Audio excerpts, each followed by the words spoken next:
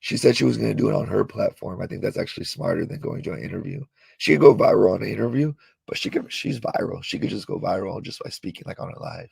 She goes on a live, anything she puts out right now. I mean, for her career, she just straight did a life support. It's just sad that we have to do life support on our careers at the cost of hurting another woman. I hope one day, I dream one day, and you might call me cheesy, that you can build your career back up by your talent that you don't have, Lady Pinks.